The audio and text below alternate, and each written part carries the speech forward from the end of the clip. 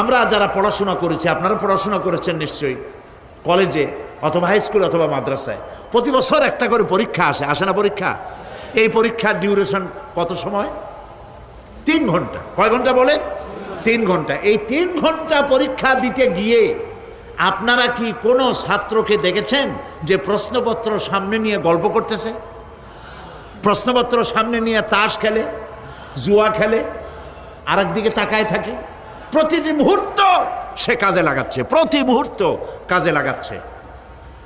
3 ঘন্টা পুরা হওয়ার 2 ঘন্টার মধ্যে পরীক্ষা তার শেষ হয়ে গেছে, কিন্তু সে চলে যাচ্ছে না, বাকি আরো 1 ঘন্টা আধা ঘন্টা রিভাইজ করতেছে। সে যা যা পরীক্ষা দিয়েছিল প্রশ্ন অনুযায়ী জবাবগুলি ঠিক হয়েছে কিনা সে মিলাই দেখে। কারণ কি? কারণ হলো এই পরীক্ষা যদি ফেল করি বাপ মায়ের কষ্ট করা পয়সাগুলি বিফলে চলে যাবে, আমি চাকরি পাবো না, আমার জীবনটা 1 বছরের জন্য